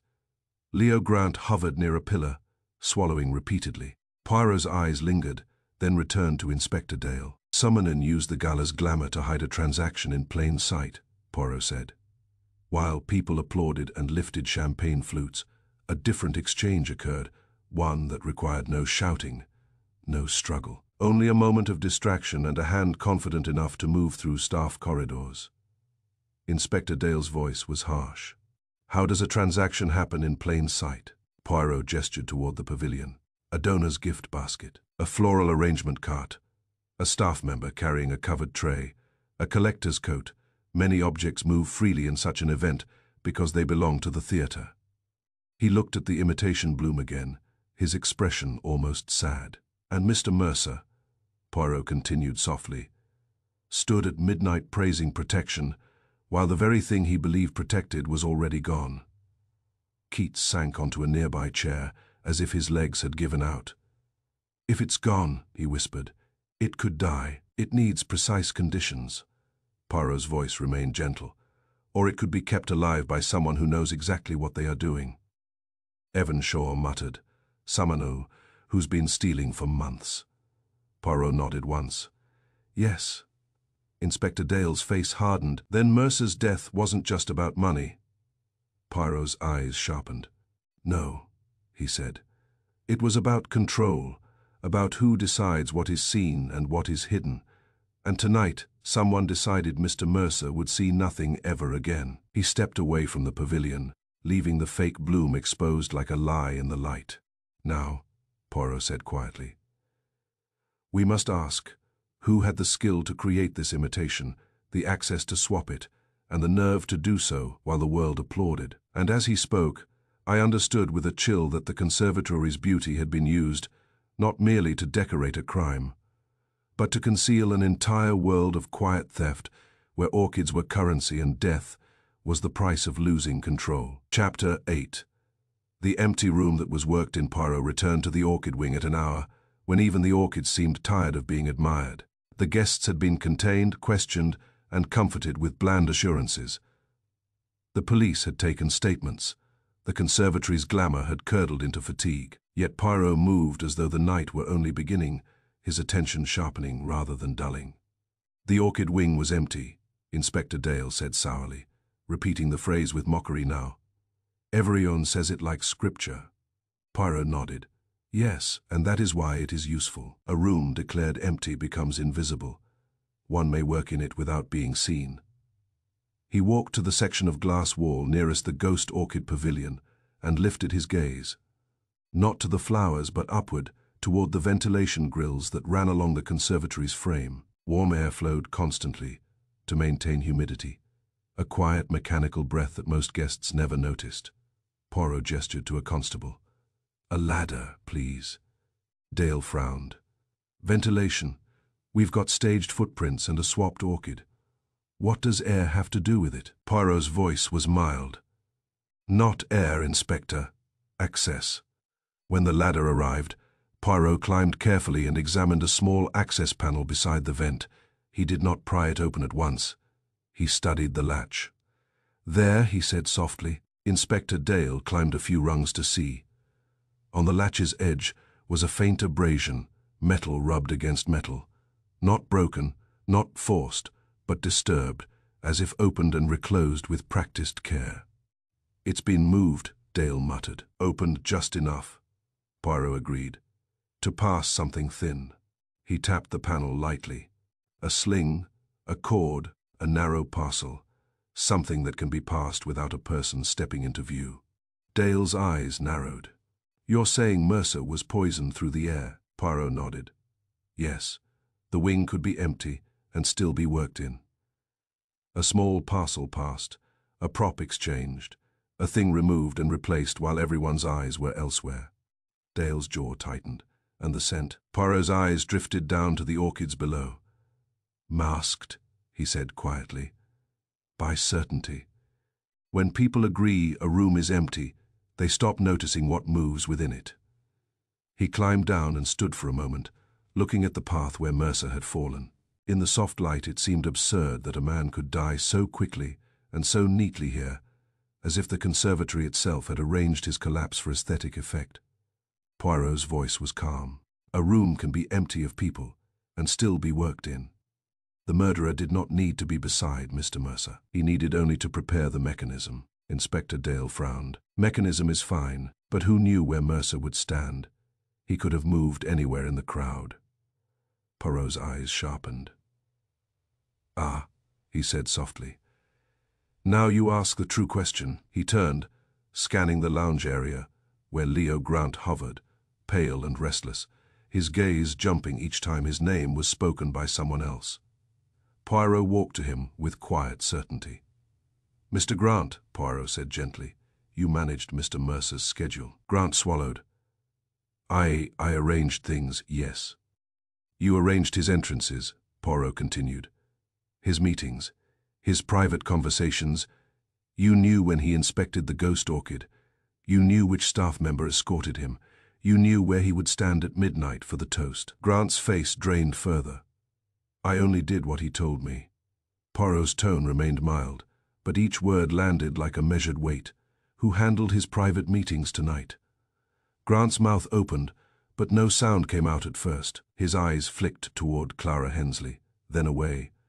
An instinctive movement, like a man looking for permission, Poirot noticed, of course. "Because," Poirot said softly, "only one person could place Mr. Mercer beside the right orchid at the right moment." Grant's hands trembled. He wanted to speak privately after midnight. "He told me not to tell everyone," he said. "He said he'd confront someone." Poirot nodded. "And you arranged it," Grant whispered. "Yes." Inspector Dale stepped closer. Who was he meeting?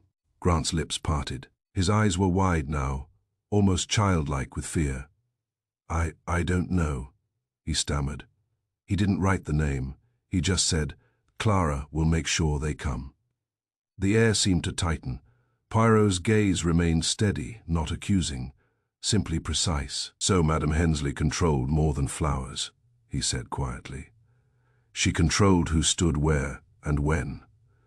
Grant looked as though he might faint. "I didn't mean," Poirot raised a hand. "No, Mr. Grant, you did not mean murder, but you meant order, and someone used your order as a weapon." He turned back toward the orchid wing, where the disturbed vent latch sat like a tiny secret in plain sight. "The room was called empty," Poirot murmured, "but it was worked in. The poison did not need a visible hand, only a planned moment." Inspector Dale's face was hard now, his skepticism worn away by the accumulating precision. "All right," he said, "we bring Clara in, and we find out what meetings she made sure happened." Poirot nodded once. "Yes," he said softly, "because the murderer did not simply kill, he conducted." Chapter 9. Cultivating the killer, Poirot asked for the conservatory's great central aisle to be cleared, and when Inspector Dale objected, citing procedure, fatigue, and the lateness of the hour, Poirot replied with mild firmness, "Inspector, the murderer has used this place like a stage. Let us, for once, control the stage ourselves." So they gathered beneath the glass dome where the chandelier's reflections had once looked like stars. Now only work lights burned, harsh and honest. The guests stood behind velvet ropes in resentful clusters. The staff formed a thinner line to one side, faces tense. Dr. Keats hovered near the orchid wing entrance, pale and furious. Evan Shaw stood with arms folded. Leo Grant looked as though he might dissolve into the floor if no one glanced at him. Margaret Foyle held her chin high. Duncan Reeves smiled too carefully.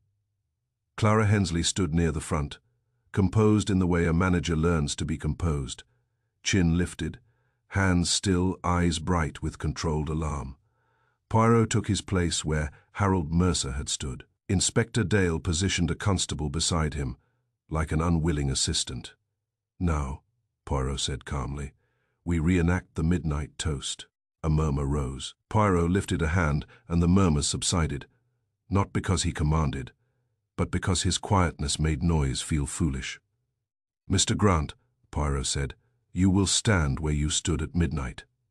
Grant swallowed and moved, stepping into position slightly behind Poirot's shoulder. "Madame Foyle, Monsieur Reeves, Dr. Keats, Madame Hensley, you also stand where you were."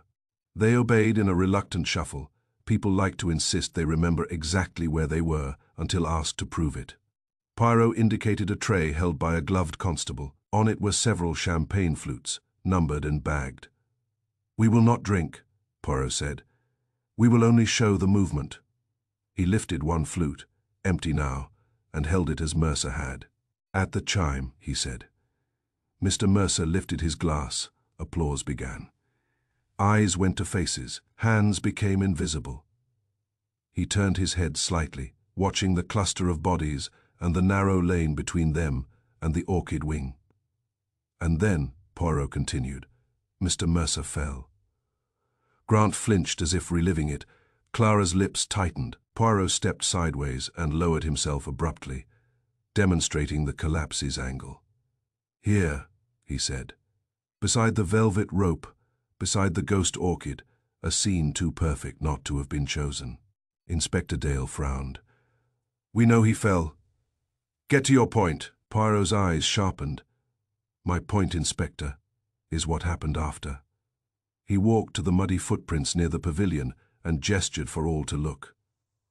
"You were told these prints proved an intruder fled, an outsider who came from the night and escaped when the man died." He paused, letting their eyes rest on the staged mud. "But the prints were made after Mr. Mercer collapsed," Poirot said softly. A ripple of disbelief ran through the crowd. Duncan Reeves scoffed.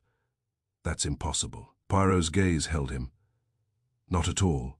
The applause, the screams, the crowd surging backward. This created a curtain. In that curtain, a person could step quickly from the service corridor, wearing overshoes dipped in potting mix, place 2 or 3 clear footprints on the freshly swept path, then retreat and discard the overshoes. The timing required only nerve and the assurance that everyone would be looking at the body. Evan Shaw muttered, "That's what I said." "Plants are moved when people aren't watching." Poirot nodded. "Yes, and footprints can be moved too." Inspector Dale's voice was hard, so the footprints were theatre. Poirot turned toward the staff supplies table near the service door. On it sat ordinary items, gloves, cloths, labels and several spray bottles used to mist orchids during events, so their petals would not droop under heat and lights. Poirot lifted one bottle carefully, holding it by the neck. Its label read orchid mist, distilled water. "Harmless," Poirot murmured. "So harmless that no one questions it. And yet a mist bottle is an excellent hiding place. It belongs among staff supplies. It can be carried without suspicion. It can deliver a scent, floral, sweet, perfectly suited to this room." Dr. Keats's face tightened. "That bottle is used all the time." "Exactly," Poirot said. "Prepared earlier, filled not with water alone, but with a dissolved poison, swift and precise. A drop applied to the rim of a glass, or a touch to the inner edge, and then, because orchids cover all smells, the perfume of death is welcomed like any other fragrance." Leo Grant stared at the bottle as if it were suddenly alive. Margaret Foyle's mouth tightened. Reeves's polished smile faded. Poirot set the bottle down and turned, very slowly, toward Clara Hensley. He did not accuse. He did not raise his voice. He simply asked a question in the same tone one might ask the time. "Madame Hensley," Poirot said softly, "why do your keys have fresh soil in the grooves?" Clara did not answer at once. For a fraction of a second, Her composure held. Then her eyes flicked, one involuntary glance, toward the service corridor door, toward the potting room beyond, toward the place where mud and overshoes and staging lived. And in that glance, Poirot's question became more than a question. It became the beginning of the end. Chapter 10. The last bloom falls for a moment. After Poirot's question, the conservatory held perfectly still, like a room waiting for a verdict. The orchids glowed under their lamps, their petals flawless, their stems upright, as if beauty itself could pretend nothing had happened. Clara Hensley's keys lay in Inspector Dale's gloved palm. Under the harsh worklight, the tiny grooves showed what Poirot had pointed out. A faint smear of dark soil, trapped where fingers rarely cleaned. Not old dust, not ordinary grime, fresh damp, unmistakably from the potting mix. Clara stared at them, as though they belonged to someone else. Inspector Dale's voice was flat. "Well," Clara's lips moved, but no sound came out. Poirot did not press her immediately. He let the silence do what it does best. Make the truth feel heavy enough that a person must either lift it or be crushed beneath it. Then he spoke, quietly, precisely, so that everyone present could hear without feeling shouted at. "Madam Hensley," Poirot said, "you have been cultivating something besides orchids." Her chin lifted defensively. "This is absurd." Poirot nodded, as if acknowledging the line. "Yes, that is why you have said it many times tonight." A few guests shifted. Margaret Foyle's eyes narrowed. Duncan Reeves held his mouth in a careful neutral line, but the muscles at his jaw tightened. Leo Grant looked sick. Poirot continued, "For months, rare specimens have vanished from this conservatory. Not the showy plants that donors photograph, but the cuttings, seedlings, the things that a collector can turn into fortunes. You controlled the displays. You controlled the staff schedules. You controlled the keys to the service corridors. When plants do not complain, you moved them." Clara's voice sharpened. "You cannot prove." Poirot lifted a hand. "I can prove more than you think. The ghost orchid in the pavilion tonight was an imitation, one real bloom made into a convincing lie. That requires skill, access, and the nerve to risk discovery. It also requires a reason. The real ghost orchid was not there because it was already promised elsewhere." Duncan Reeves opened his mouth, then closed it. His eyes flicked away. Poirot noticed, of course, but he did not look at Reeves again. He was not here to chase every fish in the net. He was here for the one who held the net. "You did not sell orchids like ordinary merchandise," Poirot said softly. "You traded them, quietly, privately, through buyers who believe they are above consequence. And you kept the trade under control by making yourself indispensable. The woman who could produce the rarest bloom. The woman who could make it appear on a table as if by magic." Clara's hands clenched. "This place needs money. You have no idea how hard it is." Poirot's tone remained mild, but there was steel beneath it. "Many people need money, Madam Hensley. Few of them choose murder." A shiver ran through the line of staff. Poirot took a single step closer. "Mr. Mercer discovered your scheme. He did not merely suspect. He was gathering proof. He demanded shipment logs. He ordered his assistant to watch schedules. He threatened auditors. He threatened exposure." Leo Grant flinched as if each word struck his ribs. "And you," Poirot continued, "could not allow that. Not because you would lose money alone, but because you would lose control. The hidden trade is not sustained by profit. It is sustained by power, the power to decide who gets rarity and who gets nothing." Clara's voice cracked. "He would have destroyed us." "You say us," Poirot replied gently, "but you mean yourself." Inspector Dale's face was hard now. "Tell me exactly how you did it." Poirot turned slightly, as if conducting the final movement of a score. "You arranged the gala because it gave you what you needed, a crowd, applause, distraction. You insisted the orchid wing was empty because you wanted everyone to repeat it, until the phrase became a shield. You prepared the poison earlier, dissolved into the harmless orchid mist bottle, kept with staff supplies. It belonged there. No one questioned it. The scent, faintly floral, would vanish into the conservatory's perfume." Clara's eyes glittered with fury and fear. Poirot went on, voice unhurried. At midnight, Mr. Mercer raised his glass. He drank. The poison, swift, precise, did what you intended, a collapse that could be blamed on excitement, on a weak heart, on tragedy. Then, while everyone rushed to the body and screamed, you stepped into the potting mix, put on overshoes, and placed 2 or 3 clear footprints on the freshly swept path, after he had already fallen. Clara shook her head violently. No. Poirot's gaze did not waver. You wished to suggest an intruder fleeing, an outsider, a thief who came for the orchid. You even latched the corridor door in haste, leaving the scuff mark, because you feared someone might notice it standing ajar. He gestured upward toward the disturbed vent latch. You also ensured you could work without being seen. The room could be empty and still be worked in. Items passed. A swap completed. Evidence moved. While a bottle carried among staff supplies, and a keyring that opened every private door did the rest. You did not need to be near Mercer for long. You only needed to place him beside the right orchid at the right moment. Poirot looked at Leo Grant. And you used Mr. Grant's careful scheduling to guarantee that moment. Leo's voice came out in a whisper. I didn't know. Poirot nodded kindly. Number you wanted order, she wanted control. The conservatory seemed to tighten around Clara. The glass dome overhead, once glamorous, felt like a lid. Clara's composure finally cracked, not in a dramatic scream, but in a sudden exhausted sag, as if she had been holding herself upright through sheer will and could no longer do it. You don't understand, she said, and her voice was small now. They come here, and they want miracles. Donors want headlines. Collectors want what no one else can have.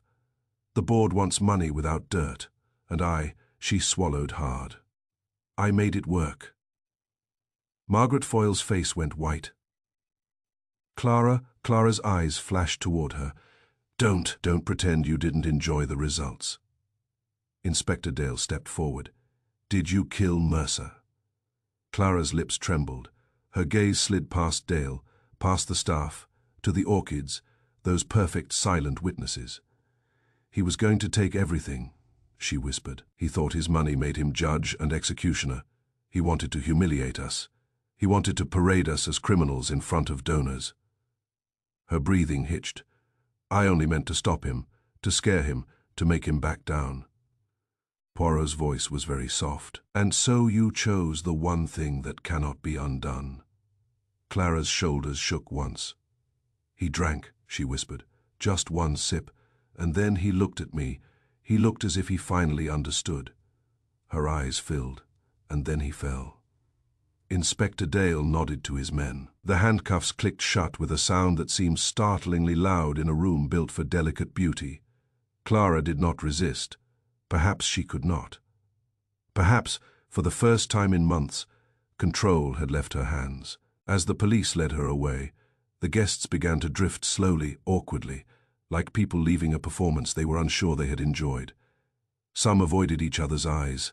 Some whispered about scandal and donors, and what would be printed in tomorrow's papers. Duncan Reeves kept his gaze carefully on the floor. Margaret Foyle looked as though she had aged 10 years in an hour. Evan Shaw stood very still, staring at the orchids with a bitterness that looked almost like grief. Leo Grant remained frozen near the aisle, as if his tidy schedules had become a weapon he could never forgive himself for providing. Inspector Dale spoke briskly to a constable about evidence. Chain of custody, the mist bottle, the overshoes, the vent latch. The machinery of justice began to replace the machinery of spectacle. Poirot stepped away from the crowd and walked once more toward the ghost orchid pavilion. The imitation bloom sat exposed now, its cleverness suddenly pathetic in the harsh light. Nearby, the orchids on display remained radiant, their beauty unchanged by human disgrace. Poirot stood before them for a long moment without speaking. Then he turned to me, his expression grave and thoughtful. "Do you see, Hastings," he said softly, "how people imagine gardens are only beauty? They forget that gardens are also discipline, pruning, cutting away, choosing what lives and what is removed." I said nothing. The air smelled of damp earth and crushed blossoms. Poirot's eyes moved over the orchids one last time, as if reading their silent testimony. Even in gardens, he said quietly, the most dangerous things grow silently. We left the conservatory as the morning began to thin the night at last. Behind us, the glass dome caught the first pale light and made it sparkle, still beautiful, still seductive, still capable of hiding shadows among the blooms. And I understood, with a chill that lingered long after the perfume faded, that Poirot was right. Danger does not always arrive with violence. Sometimes it arrives with care, with polish, with the insistence that a room is empty. Sometimes it grows quietly, until the last bloom falls,